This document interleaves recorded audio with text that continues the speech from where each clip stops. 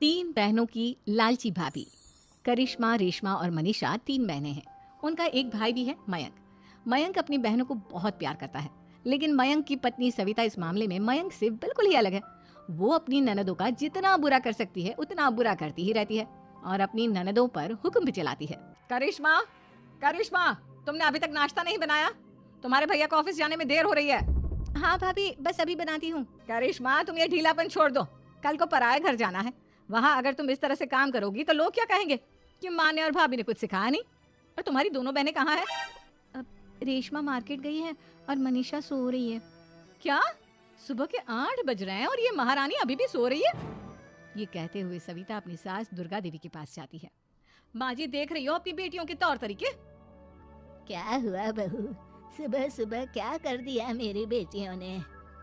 अरे एक तो अभी अभी उठकर किचन में गई है, दूसरी सुबह सुबह बाहर चली गई और तीसरी अभी तक सो रही है। क्या करूं मैं इन तीनों का, मैं तो परेशान हो गई हूँ। जा जाकर उठा उसे और रेशमा से मैं बात करती हूँ। सविता सीधा मनीषा के कमरे में जाती है और उससे कहती है, महारानी जल्दी उठो, सूरज सर पर आ गया है। भाभी थोड़ी देर और सोने दो ना, मैं रात को लेट सोई थी। वो क्या ना यूनिट टेस्ट चल रहे हैं। शराफत से उठती है या नहीं, या फिर पानी की भरी बाल्टी डालूं तेरे ऊपर? नहीं नहीं भाभी, मुझे बिस्तर में नहीं नहाना, उठती हूँ मैं। मनीषा जल्दी से उठकर बाथरूम में चली जाती है। सभी आराम से बैठकर नाश्ता कर रहे होते कि तभी रेशमा बाजार से हाथ में सामान लिए आ जाती है। रेशमा को देखते ही सविता उस पर बरस पड़ती है। लो, आ गई महारानी। ऐसा भी क्या सामान लाना था जो सुबह आंख मलते ही बाजार की तरफ रवाना हो गई? भाभी, कल आप ही तो चीख रही थी कि घर का सारा सामान मुझे ही लाना पड़ता है, घर में किसी को भी किसी काम से कोई लेना देना नहीं है।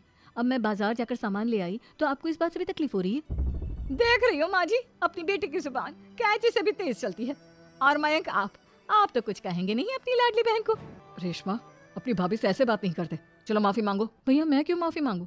आप भाभी से बोलिए ना कि हम पर कम हुक्म चलाया करे।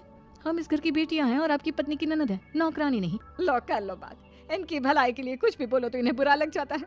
इस घर में यही इज्जत है मेरी। देख लो माँ जी, आपकी बेटी किस लहजे में मुझसे बात कर रही है। सविता वहाँ से चली जाती है। मयंक को बहुत गुस्सा आता है, वो भी वहाँ से चला जाता है। फिर करिश्मा रेशमा को समझाती है, रेशमा, तुम्हें भाभी से माफी मांग लेनी चाहिए थी ना। लेकिन दीदी, मैंने कुछ किया ही नहीं, तो मैं माफी क्यों मांगू?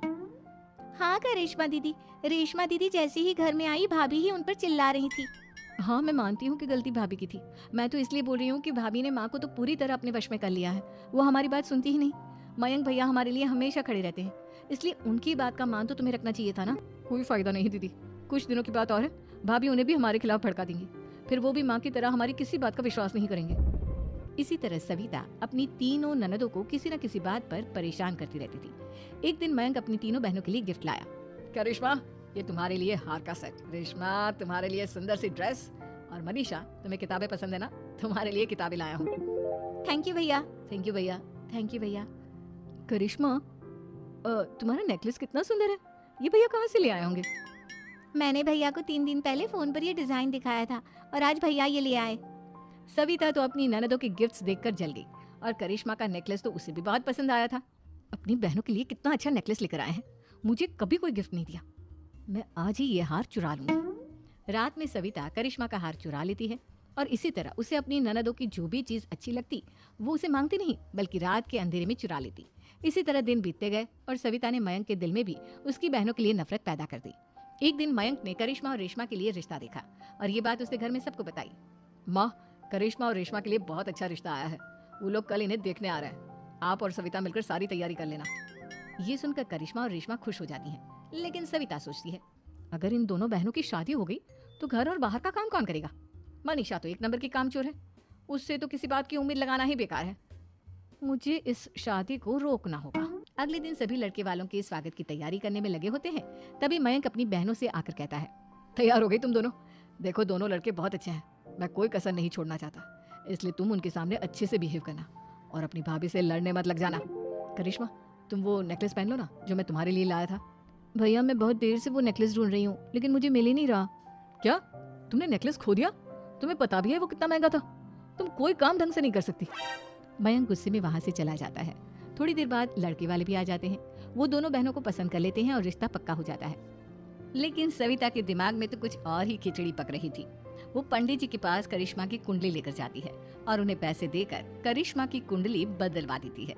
जब लड़के वालों के पास करिश्मा की कुंडली जाती है तो वो दुर्गा को फोन करते हैं। बहन जी, हमने करिश्मा की कुंडली अपने पंडित जी को दिखाई थी। आपकी बेटी की कुंडली नहीं बल्कि दोषों का पिटारा है। देखिए, मैं और मेरे पति इन सब बातों में बहुत विश्वास करते हैं, इसलिए हम आपकी बेटी से अपने बेटे की शादी नहीं करा सकते। इस तरह करिश्मा का रिश्ता टूट जाता है और सभी घर वालों को बहुत दुख होता है। अब कविता सोचती है, चलो करिश्मा का तो रिश्ता टूट गया, अब रेशमा का भी रिश्ता तोड़ना है। क्या करूं क्या करूं?